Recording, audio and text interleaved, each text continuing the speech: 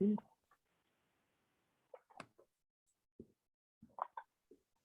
right, welcome everybody to the AT Town Hall for November 1st. I can't believe it's November 1st, but here we are on November 1st. How is everybody doing?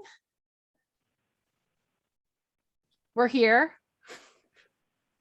That's what we've got. I got a thumbs up from Daniela. Awesome. Michelle's giving me a video and a thumbs up. That's good.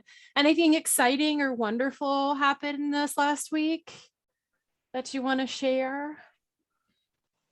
Or things that weren't so great that you want to share? Doesn't have to be highlights. I'm going to encourage Michelle to share about her training last week. Oh, I loved how you tossed that frisbee her direction. Yeah, all right, Michelle, let's hear it. Is that how we nicely say throw Michelle under the bus? Well, no, it means something good happened. That's what I'm going to interpret. It was good. Okay, so tell us. I'm doing a year-long AT series for teachers, anybody that wants to sign up. Most of the people that have signed up are teachers, SLPs, and OTs. And I started the first one last Wednesday. It was just an overview of like what is assistive technology. So we did kind of an overview of like the IDEA definition, and then we did kind of like little games of like, is this AT? Yes, no, or maybe. I had like 4 really good videos in there, most of which didn't work because YouTube was not being my friend. But Irene was able to keep me from imploding, and we worked around it. But yeah, I think it was pretty good. All of the feedback was that people liked it, and that somebody said they thought every SPED teacher in the district should have to take this training. So that was cool. And so I'm doing like one a month. So Irene's doing the first Wednesday of every month. She's doing an AAC training, and the last Wednesday of every month, I'm doing an AT training. So the rest of the year will be on specific areas. So I believe the next one is reading supports. So we have like reading supports, writing supports, math supports, etc. for the rest of the year. That's awesome. So, have you ever thought about trying to like record them and make them like on demand? So like somebody could go back to them later? Yeah, that's a good idea. That's probably something that we should do. And I've done series where like, because I wanted the group to be able to talk and share and not feel like, oh my gosh, like we didn't record that, but I used the same slides and materials and basically just recorded it on a separate hour. Right. Do the teachers where you are have to do a certain number of like continuing ed hours? Yeah, so we have clock hours, and we are offering clock hours for these. So we have 2 sessions on the days that it happens. We have 2 sessions, one from 2:30 to 3:30, one from 3:30 to 4:30, depending on what schools they're at. So we just do back-to-back presentations, but we could record one of them. Yeah, I was going to say, depending, and you guys know your group better and know, like, would that stymie somebody from sharing something if they know it was recorded? Nobody was ways before, but super into talking anyway. And I wasn't recording, but yeah, I mean, you know the feisty level of your group, so you know whether they would be like, I don't know about that. I would think that the ones that are focused more on the individual supports that we're going to go into detail would probably be more useful than the overview, but yeah, I mean, and I think both are important from my perspective. Like you said, like I think every ESC teacher, every gen ed teacher should know what you probably did in session 1. Like, so if they are in the meeting, you know, representing gen ed, they at least know to say, you know, not to say, well, we don't need AT, or we don't have to consider that, or that doesn't apply, you know. That might be helpful. And I know I'm asking the question about on demand because it's someplace I've started to shift more of my time, just because I found myself going, oh, this group needs that training. This group also needs that training. This group, like, how does my schedule allow for that? It doesn't. Yeah. Irene, you were going to say something, but yeah, you're muted. Yeah. Yep. And Michelle gets to work a whole day to 2 days a week in AT. So kind of put this together as a good, like, let's get going in this wonderful field. No, that's awesome. Yes, I still have what they're calling a 0.8 OT caseload, but I feel like As an I'm basically, OT, I know what that means. You're working a 1.4. Yep. Well, I'm getting paid for a 1.2, but I feel like I'm working a 1.5. So yeah. I definitely know that feeling. I did a number of years where I had OT caseload plus, and I didn't feel like I was doing either super well. It definitely more difficult, but that's great. That's great to hear that you did it and it was successful and you have a plan for things going forward. That's awesome. Ish, yeah. Anybody else have something either went well for them or that they want to volunteer someone else to share about? Irene, you got something else that happened you want to volunteer somebody about? Yeah. No. Lori, how about you? Go ahead, Irene. I was going to say, I did do the first Project Core training a couple of weeks ago, and that was really positive and got great reviews from the teachers. And I did not record it for on demand because the modules are already there. But I did adapt it so it was more centered to what we do in our district. Gotcha. And you got the switch set up. Oh, we've moved. I think you guys have heard, we've moved from no Apple products. Like, we don't have Apple products. So we have Microsoft Surfaces now that we're using as devices. And I had to figure out how to set it up with a switch that wasn't dependent on Bluetooth or internet, because within our classrooms, sometimes it's highly unreliable. Right. So I was able to find a USB switch that would direct access.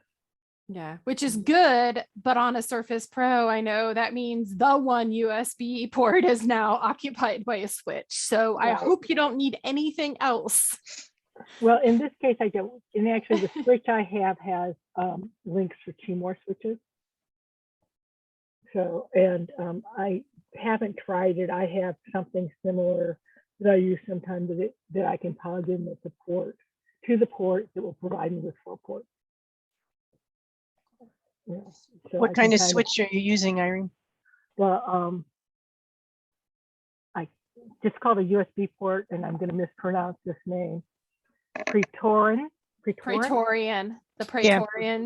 Yeah, they're a UK company. I didn't find a lot of, USB all access switches. Yeah, I think everybody has shifted to, we can just use Bluetooth, which is great when you can. Right. But if it's not reliable, then that's kind of a problem. Right. We're non-Apple here too. I feel you. Totally understand. I keep on trying to write to TRC and ask them to please start publishing LAMP in Windows, because they already have it. And that's the devices they send out are Windows based. Could they please start selling it Windows based?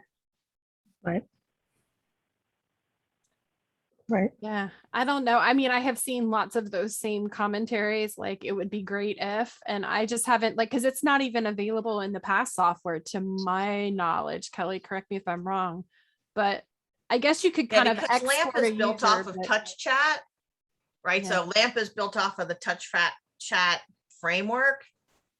And so until Touch Chat is available in Android or Windows. But when they sell a device, they have it on a Windows device.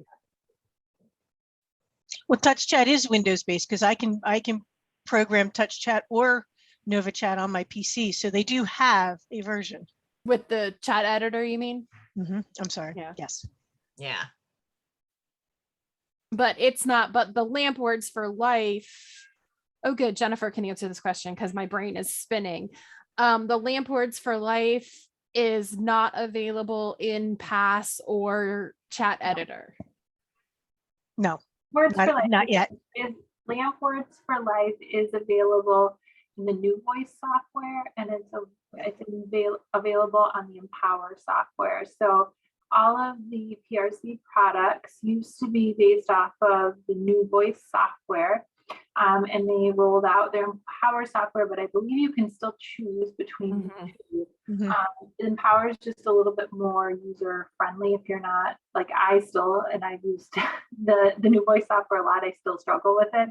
There's just so many customization options. So Empower is a little bit easier. And I was trying to think what they run on. Like I think the Nova Chats are an Android platform device, and I can't remember about the PRC, but I believe the Nova Chats run off of an Android system. Well, like an Accent is running off of Windows. So the Accents are running off of a Windows setup. But Nova Chats from Satillo are not. They're running on Android. Right.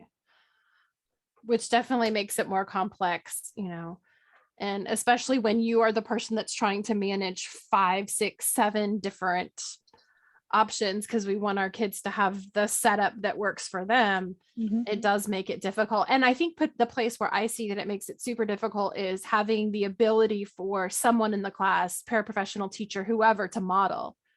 It's like, you know, in a lot of the software setups, whether it's chat editor or it's Pass or it's, you know, I can cough drop, I can give the teacher or the para a way to model, but short of buying 2 accesses to LAMP Words for Life, you can download the Empower software and the New Voice software and have access to both. It's a non-speaking version unless you have like a Nova Chat or like in chat editor. If you connect the Nova Chat, like if student has a Nova Chat, then you can connect it. It'll speak. And the Empower software, I believe, is also a New Voice mail. It speaks for 30 days or 60 days. I just looked it up. But that's how our staff models LAMP Words for Life. Usually is through the Empower software. And it works really slow. I mean, it's really nice. And really, I mean, you don't need the voice output necessarily to model because it is word for word. You don't have any phrase-based communication program in there. So what you push on the button is what it's going to say. So you can just voice that yourself. And so that can be really a good software to use.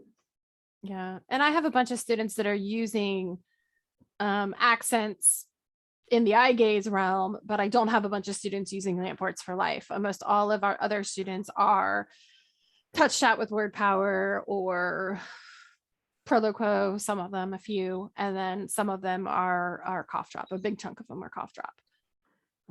We set ours up so that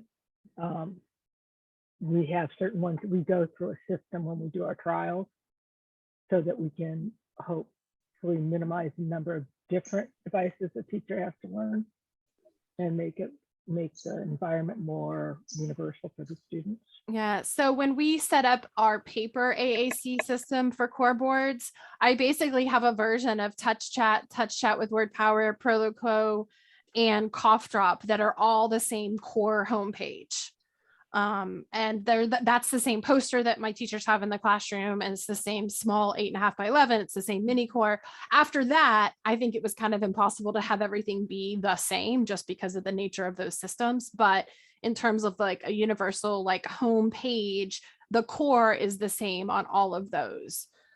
Which I think has helped some of our teachers and staff, because if they do have a student that comes in with Proloquo and a student that comes in with Touch Chat with Word Power, they're still modeling the same core layout from a motor planning perspective. And it really wasn't, on most of them, it was moving like 4, maybe 5 buttons. Like I would be interested to see if anybody's ever done a study about the difference between those 5 or 6, home pages and what, I don't think there are that many differences between them. The fringe part, yes, but like the homepage and how it's laid out. I kind of walked in when you guys were already talking, so I don't even know what the original question was. But we do not go with one system in our district. We support all different ones in Teacher Match. And so we get the question of how do we model for students that have different systems in their classroom all the time?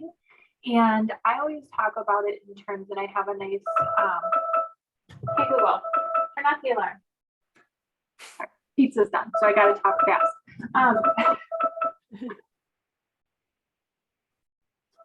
Hey Google, turn off the alarm.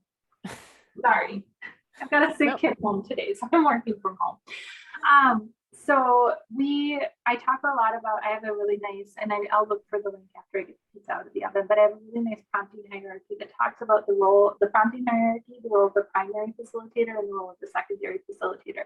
Primary being that is the person leading the lesson with the teacher. Secondary may be like the para or SLP or whoever.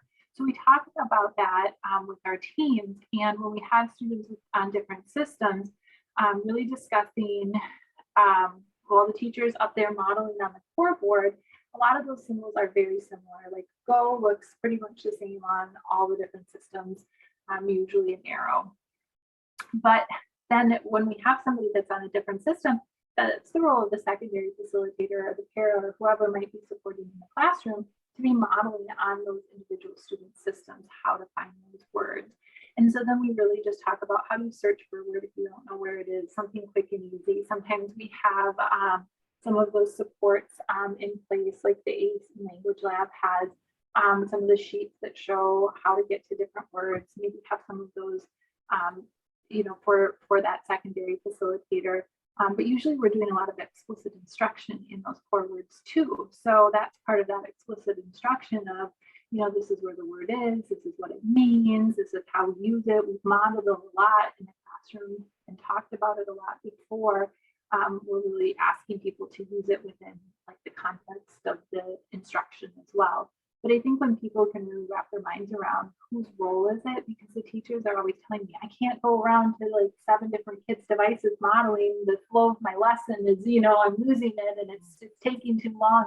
So we really talk about utilizing those other people as that secondary facilitator. With that, I gotta go get the pizza. Yeah, go get the pizza before you burn the house down.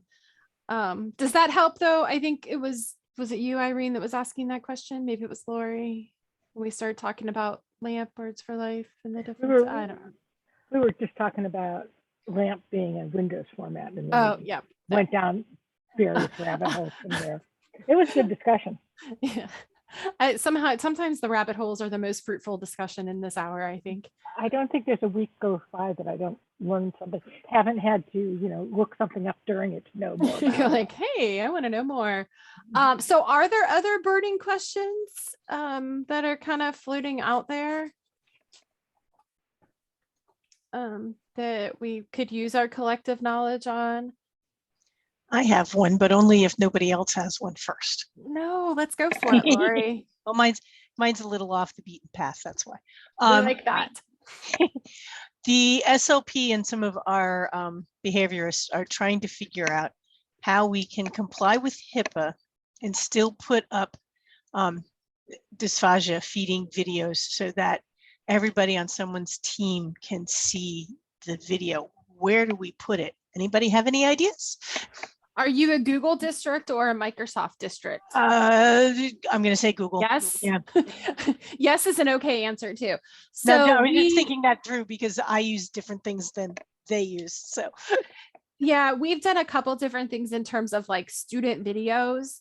One is if it is one single student, sometimes my parents will make their own portfolio email address that the parent creates, that the parent manages, and we share files to that folder. So like the parent basically is in control of that.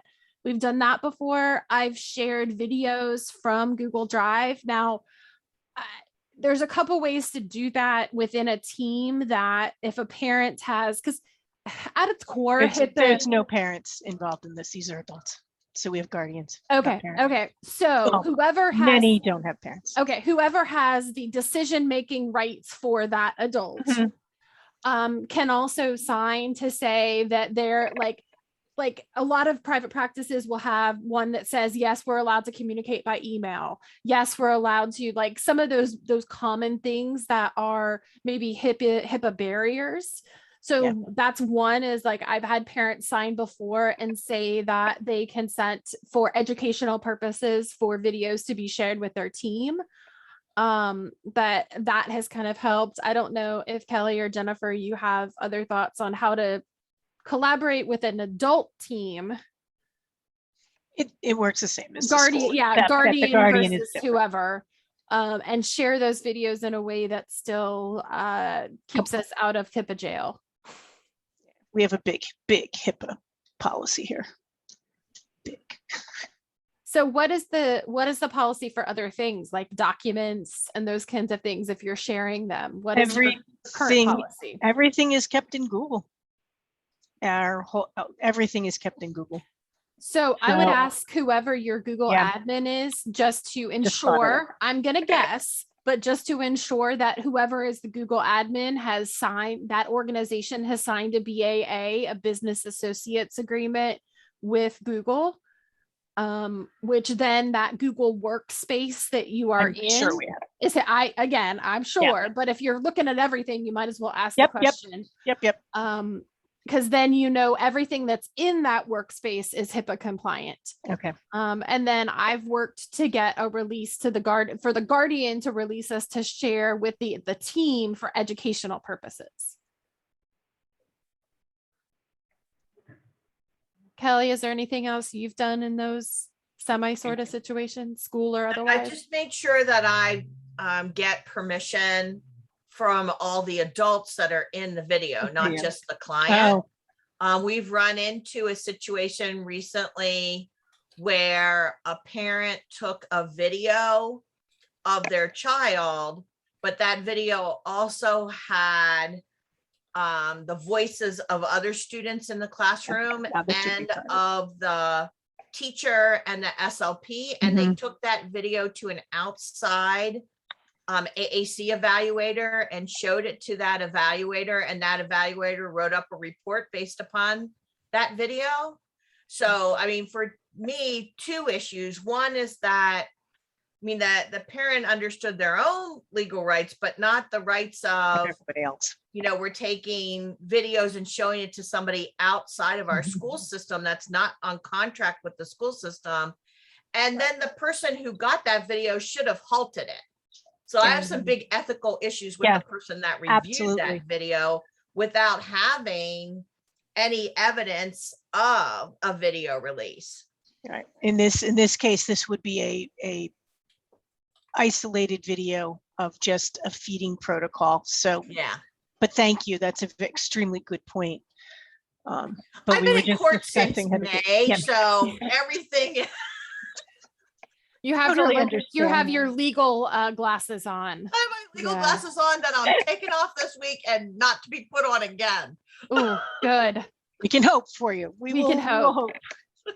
Yeah, and most adults that I've talked to have not like been, oh, that's a horrible idea, I don't consent to you videotaping me. But I think if it were the converse and after the fact they were like, why is my name in this report and who is this person that viewed this video, I can understand that going 85% of our guardians have absolutely no issues, and in this case we're talking about someone's safety when they eat. Right. So, so swallowing and feeding is under my purview in my district job, and that is the biggest thing we keep reiterating, it is all about, let's make sure they can access mealtime safely. And if a physician says A, B, or C, that is what we are doing. Yep. Well, that's where we're getting into the differences, I'll use that word, of what they think is right compared to what is right. And they're like, well, he's fine. And he really isn't. He, we've had a few of those lately. So that's why we're thinking of doing training videos, so that, because the staff roles So as part of the staff house orientation, they have to watch the video and fill out a questionnaire. Do you write structured like plans for your guys who are getting swallowing and feeding interventions? The SLP, the behaviorists, the nursing staff, and their physicians all sign off on feeding protocols, and they are in writing in their books. In their books and their plans. When I was involved with, I used to be a teacher at Easter Seals, and we had kids that had feeding evals. We were not allowed to watch the fluoroscopies without having somebody there. That was one of the things that our team made sure that nobody was watching that video with. Well, we're not even talking. We're not talking that. We're talking an actual session with the feeding specialist of how and why, why is their food cut up into cube size dime or whatever when they're not understand why are chicken nuggets not considered soft, these kinds of things. And I will stop there because I could go on. But I do think it's one of those things that sometimes crosses over into the AT area because sometimes we're supplying adaptive equipment or other means that we need to utilize that. But yeah, I mean, I would just make sure. To me, I think anytime anybody's going to send us to HIPAA jail, I always think like, have we provided or obtained informed consent? Like, does everybody who's involved in this scenario know we're recording for educational purposes and this and this and this? And I think to me, if the guardian and everybody involved has said, yes, we're good with this, I have a hard time seeing the HIPAA police, whoever they are, coming back around to us and saying, how dare you? Right. I think everything you said is excellent, and I will take that back to them. And that's kind of what we were talking about. We just didn't think of everybody else in the video. So thank you, Kelly. Not that there's going to be others in this case, but in other videos we do. Yeah. So perfect. No, that was a good question. What else do you guys have as far as questions or things? I have a question I was going to ask Irene. Go for it. And I could just ask you guys. Okay, so I have a student. He is in middle school. He is ELL, family only speaks Spanish. We are really unsure like how much Spanish, how much English he knows. He will speak in English somewhat, but it's very limited. And we can tell that his receptive is way better than his expressive, but we're struggling to find ways to get him to tell us what he knows. And so I went to see him this morning to try some AT supports to see what we could do, but his phonics skills are not strong enough to use word prediction, and he doesn't have expressive language enough to use text to speech.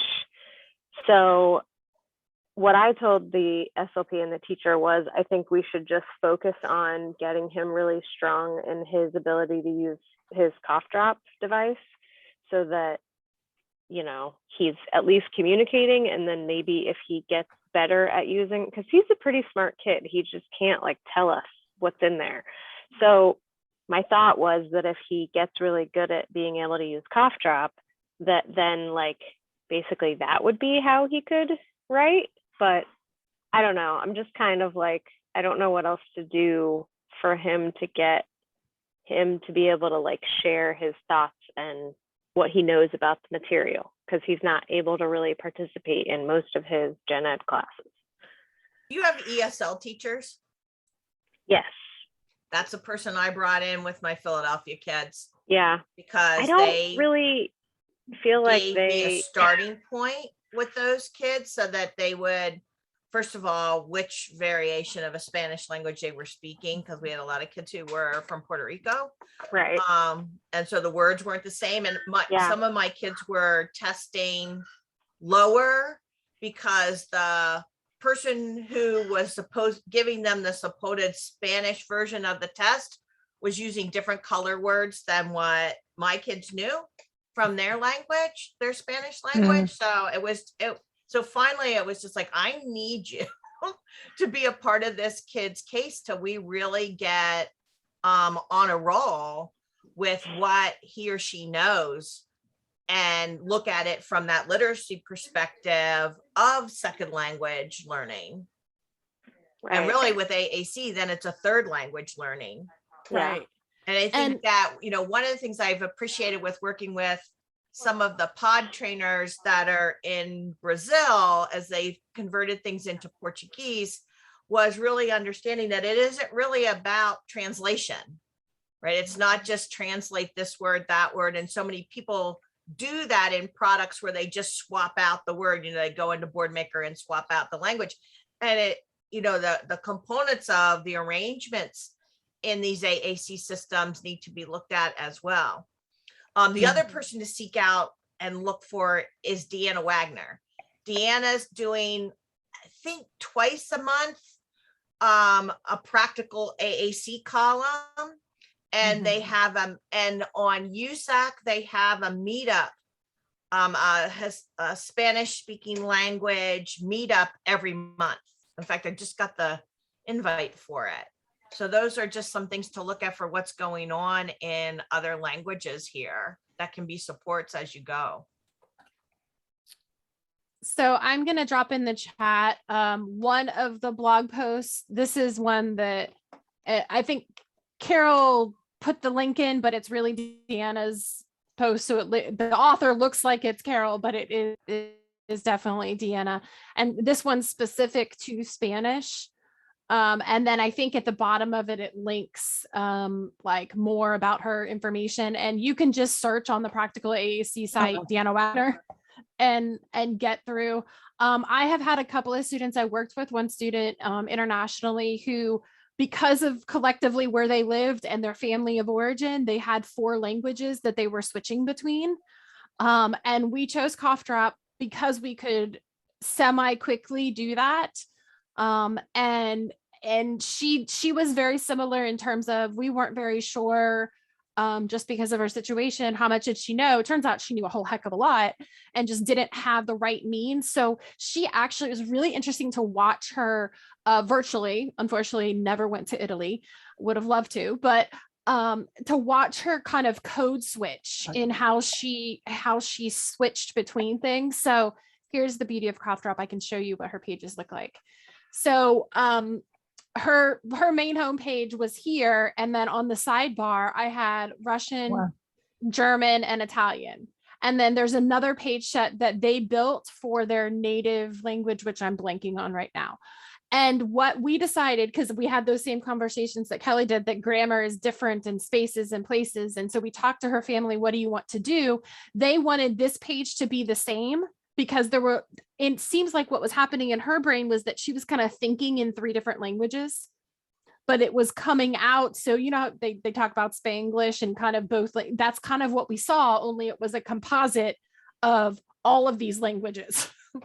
So she switched in her basic day-to-day, like, she lived in Italy, needed Italian, but she switches between these languages. And we did make some alterations to grammatical things with native speakers, because I am not a native speaker of German, but we were able to set it up so that she could very quickly switch between those languages. And what we were able to do was have her use it for writing and then share that out into a Google Doc, where she kind of was able to, and again, probably for the first 6 months, what we saw was a word she'd start in Russian, and then she'd switch to English because she knew the English word for it, and then she'd switch. But we and collectively could make sense of what she was writing, because we had the ability to kind of put those pieces together amongst all the people on her team. So that would be the first thing, to make sure we're giving her access in both those languages in a robust way that she could use he, she, because then I think we're setting kids up to, it's not fair if we're like, tell us everything you know, but we're not taking into account whatever that other language knowledge is. And if she's hearing primarily Spanish at home, I would venture to guess that her nonverbal expressive with a device in Spanish would be stronger than English. I'm not an SLP, but like it seems to be that's where some of our kids lie. Like, right. you know. So I know that he had cough drop in Spanish last year. When I went to see him this morning, it was not in Spanish. And that was another question I needed to ask Irene, because when I tried to get it to switch languages, it didn't want to. So I got to figure that out. But I think that having the two boards easily accessible is a good idea. Do you have any other suggestions as far as other ways to get written work production, or do you think that going through cough drop is the best bet? Daniela, go ahead. Yeah, I was just thinking that, you know, maybe using the picture dictionaries from like Read and Write or something like that as another supporting tool, where you know, have a way to support whatever is written with a picture, or where they can check themselves if this is what they really wanted to say. Might be a way to also help with the writing or with expression.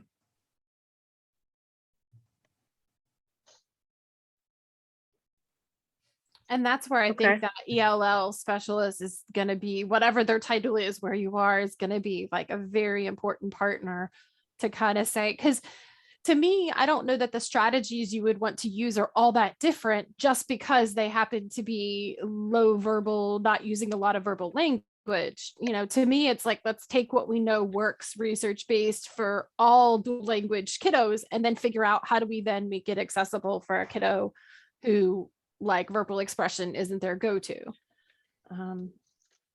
Can they type? Like, if we gave them the alphabet, can they? Yes. I mean, he was doing typing agent this morning. He can type. He's learning to type. The problem is that he doesn't have the phonics knowledge to, like, I was trying to have him write to see if the word prediction would work, and he can't even come up with like the first letter of a word. So that doesn't seem like. Janet Sturm's advice is that we don't use word prediction until kids start to show inventive spelling. So until they've really started to type their first word. Now I've not talked to her specifically about multilingual kids, but with like all the kids that I have that are emergent writers, we're giving them open access to the alphabet without constraints. We're not worried about spelling. We're worried more about pick a topic and just start typing out some letters.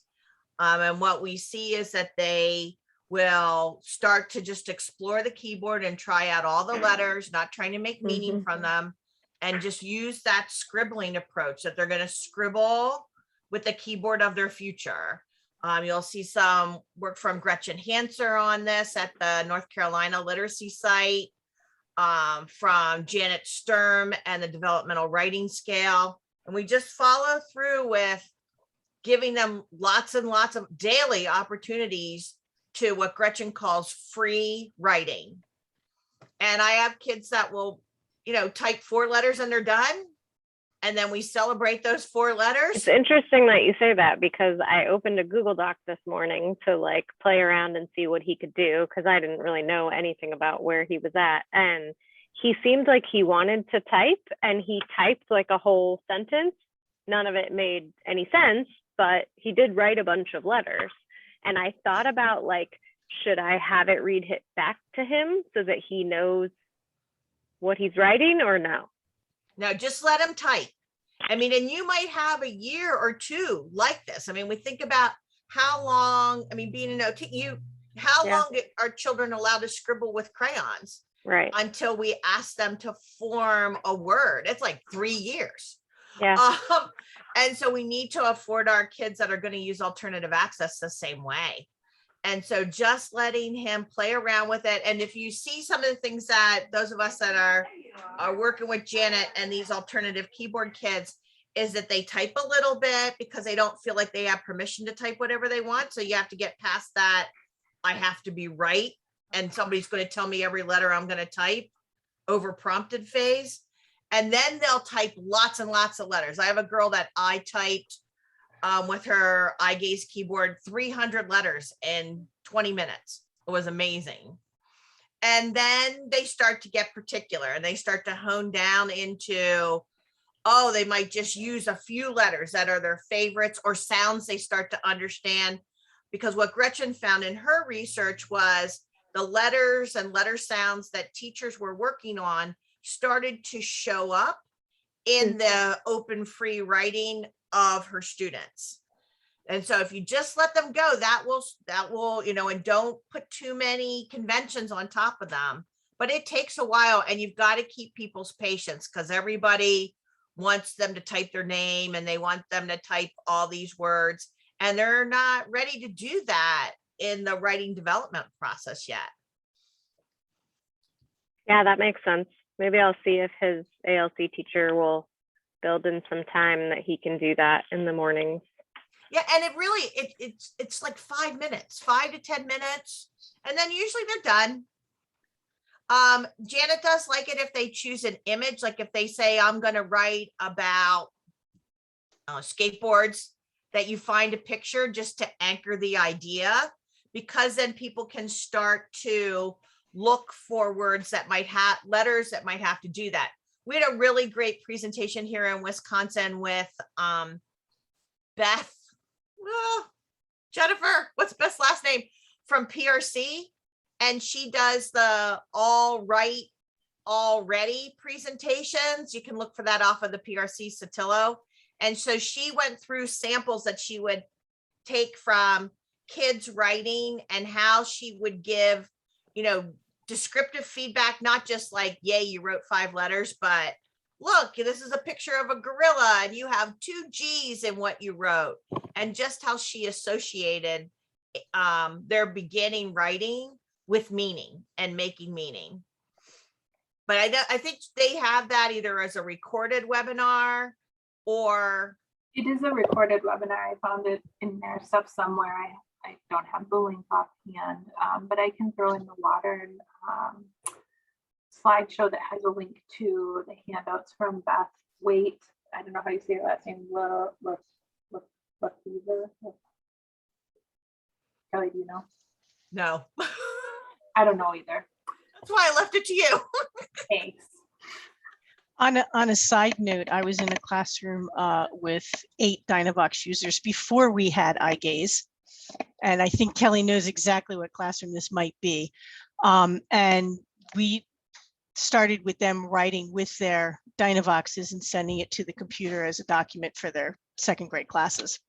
And by the, we got 1 or 2 words, and by the end of the year, they were writing in whole paragraphs using their Dynavoxes and their language set. So that's a different alternative. Although I agree with what everybody has said, if that's just way out in left field and she is learning his communication device at all, he can at least get maybe his thought out, his idea out, and build that way too if the other doesn't work. Yeah, and I put the link in the chat box to that All Right Already PRC course. It's part of their like on-demand thing. So there's an hour one there that has the recording and I believe the handout and stuff. Great, thank you. We need to give these kiddos both access to letter by letter writing and then do things for language writing. Kristen Gray, who I used to work with at Bridge School, does that. She's got one of our older campers, and he sends us an email every week. And so it started out as like a survey. And so he would ask us a question, and then the next week we would get the compilation of that survey. And now, after 3 years of this, now it's morphed into a general email. And so she has this email template that, what date it is, and then what are kind of the categories that he likes to talk about, sports. And so he always gives you, and he's producing most of that with his AAC voice. And so for the students that I've been working with and kind of letter by letter writing and trying to give them, other authentic experiences, we've been starting this email approach. And so we're working on what categories do you want to write to people and who are you going to write to? And, before we like throw them straight out there in social media. Yeah. And I think it's about being super creative about those motivating writing experiences because, sometimes I have kids that are fascinated by lists. okay, we can turn a lot of things into list writing, or they're writing a text message to a family member someplace, or they're like, to me, it's about, if you think about all the purposes for writing things we do on a day-to-day basis and writing, there's bound to be one of those that is highly motivating for that student. And at this point, I don't know that I would care whether he's writing it in Spanish or English. Like, to me, written work is written work. And again, I'm not the academic, wanting to have them prove their knowledge. But to me, I think being able to show him the power of writing in a way that's meaningful for him. Again, lists, emails, messages, how, like Kelly was saying, surveys, like, I think trying to build in, and again, you want it to be purposeful, like, so trying to find what is going to be the most motivating way for them to want to write something and to use that alphabet, to use that device, to just start working through what could this look like for them to write for purpose, but in a motivating way. I mean, most of my kids would much rather write a message to somebody, like maybe it's a staff member that we have Hangouts, in our Google districts. So they'll write a Hangouts message. I'm like, I'm cool with that. I can screenshot that and put that in your writing portfolio. That's fine by me. It's how do we really work to get writing to where not only do they produce something, but it like means something. I mean, especially for a kid that struggles, it's, to me, it's about connecting it to meaning for them. Those are all good ideas and helpful information. Thank you. See, it worked out nicely that you asked on a day that we all just happened to be hanging out. And just a few of us passionate about writing. Yeah. Just a little bit. And I would look across his day to see like who are all the other people we can put in to help support it. Maybe he's getting OT and they can work on trying to figure out what makes them, like, is there an alternate pencil that he needs? Or he's not, I'm the OT. or maybe he, like, I don't know, maybe PE is really highly motivating for him. Yeah. And we can work on how could we incorporate like that. So to me, it's like, what are the spaces across his day that we could show him writing has purpose and, meaning, and how do we help to kind of support and grow that while we figure out the ELL thing. Like, I don't want to discount that because you are essentially having him learn or demonstrate knowledge between 3 different languages. Right. If you consider AAC no, that as makes a whole sense. separate language. Yeah. So I don't think it would happen overnight. Unfortunately.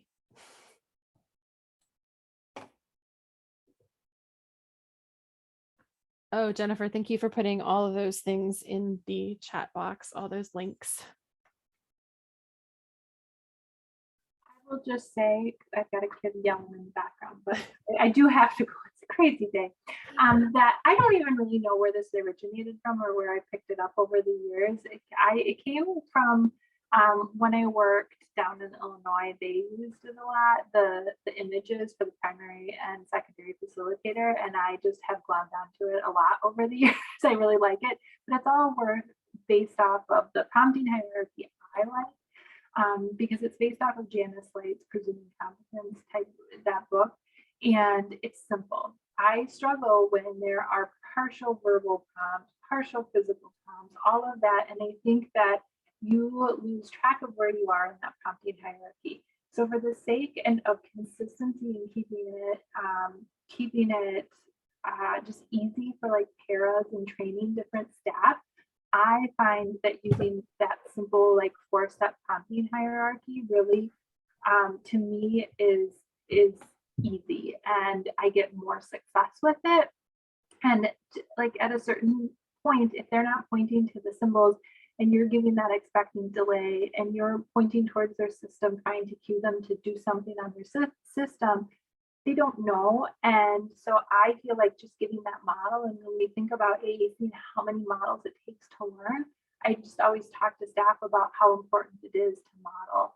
And then I can recast and give another opportunity and see if by teaching that word or modeling that word, that then I get, then I can get a more independent response. But this is the prompting hierarchy for that has worked best for me over my like 15, 20 years of working in AAC. So it looks like the primary facilitator stuff is based on a Carol Goosen workshop. It is. Yep, it all is. But the prompting hierarchy actually came from the work of Janice Light and Kathy Binger. And then the other two, the primary and secondary facilitator stuff, that's all off of Carol Goosen's stuff. But I don't know who made this sheet. I got it from somewhere. I don't know who originally came up with the board maker layout of it, the visual. So I remade it over the years, but that was not my work necessarily. So just to give credit to somebody out there. That was yeah, I haven't seen the primary or secondary facilitator worked out that way. I think I would probably want it to not say facilitator. And the only reason being is that we've got that whole facilitated communication RPM scenario down here. So I would want to change it to something else that we also have that, Alyssa, in our area. So I totally get you. But I just talk about it, primary, role, because secondary, we can't even say teacher, because sometimes it's like when we have staff that are co-teaching a lesson, sometimes it might be the speech therapist leading the lesson, and that allows the teacher to become a secondary facilitator and see those kids in a different light or different role. And so, I hate to say teacher either, so I don't know what the best word is, but just so you know, there's multiple people doing different things within an activity sometimes. Right. Well, and I think it makes sense to have it not be locked in as teacher does role one, para does role two. Actually are the ones that really like this, because it kind of gives them permission to take different roles within an activity. And we really talk about, if you are leading a group lesson, who's the person that is, leading it, and what are they doing? Because otherwise I just get so many teachers who are saying, I can't do everything, and they shouldn't be. And when we have paras that are maybe sitting on their phone and not doing what they're supposed to be doing, this also gives us, something to say, okay, well, here's your role.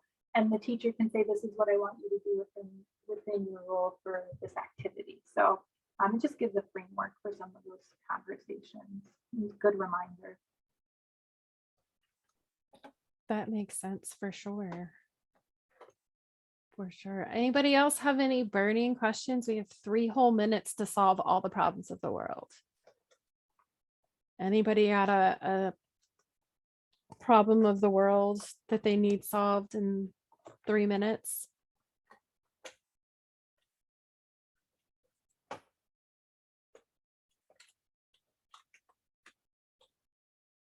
Yes. Go tend to the child. I saw her just peek around the corner. I'm looking to see if, I'm sure they haven't, but there's something posted for what AT Chat is about this week. Let's see.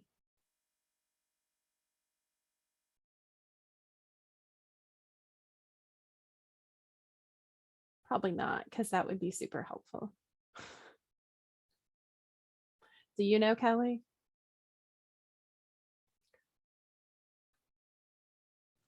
No, I missed it last week. And I feel like we had a conversation at the end, because last week was open forum. And I feel like we had this whole conversation about next week there will, I don't.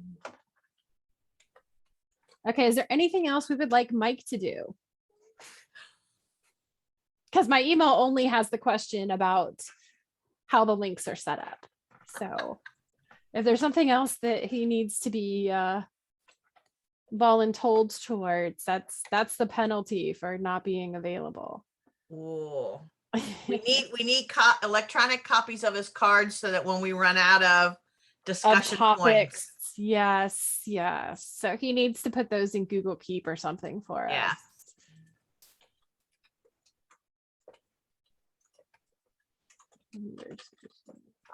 Okay, yeah, I can absolutely do that.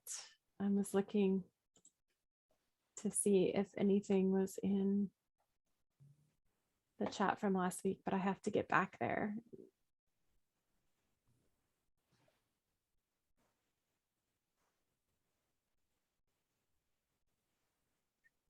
I will. This is, oh no, wait, Tuesday is Carol Allen from the UK is doing Patton's ICAM Twitter chat. Oh, right. On anxiety and the implications and supports. What time is that? That is, I just pulled Kelly's chat. So that's 8:30 on Tuesdays. It's only a half-hour chat. Eastern time. Yes, sorry, 8:30 Eastern time. But I don't think that there's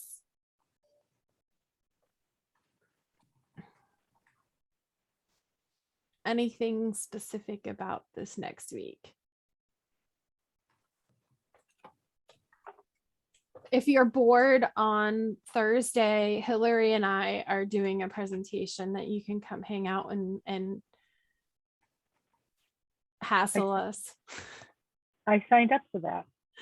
Oh, very good. I'm all for friendly faces. So Hillary and I are kind of talking about how to use and help support UDL work for inclusion with the related service providers. So the OTs, the PTs, the whole cast of characters that equals related service providers that may be underutilized. So, is that the one we're going to, Irene? The one I said sign up for? Yeah. Yep, we'll be there. You'll see my face and you'll see Hillary's face then. Great. So there's that. I thought that looked really interesting and helpful because we're moving to neighborhood schools. So I think that will be helpful. I hope it will be. For sure. Any other questions or thoughts? We've hit the magic post 1 p.m. So everyone can peace out if they would like, and have a great week. And we'll hopefully either see you Tuesday at Patton's or Wednesday at AT Chat or Thursday with Hillary and I. It's just a Plethora of opportunities. Plethora of opportunities to hang out with people who understand the work we do, which I think that's the biggest bonus, is people understanding what we do. I hope you guys never go back to in-person doing this, because I love that I can access this from the West Coast. We'll just put that on the list for Mike, that he can never go back to having this be anything but an online. I don't think he really has intentions, because he's like us. We've had conversations about how amazingly wonderful this has been, even though it was kind of like, oh, well, let's just see what happens. Let's get ourselves through the pandemic. And now I think it's taken on a life of its own and has purpose beyond that. Oh, yeah. It's been so helpful for me. I really appreciate everyone's input. Because you guys are full Pacific Coast time? Pacific? Full Pacific Coast. Okay. I know there's like pockets that are like Pacific, but don't do daylight savings, and Pacific, but yeah. Full Pacific. Okay. Full Pacific. So when you guys do something at like 9 in the morning. That's painful. Yeah. I'm trying to think. There is a vendor whose hours are 5 o'clock. They close at 5 o'clock Eastern time. I swear I always have a problem at 3 o'clock, our time.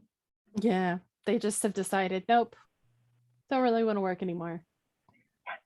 Really That's just the way it goes sometimes. Well, hopefully we will see you, if nothing else, this time next week. And hopefully Mike will be back with his list of questions, but feel like we did a pretty good job in his absence of pulling together some worthwhile conversation. Thank you. Of course. Thank you for hanging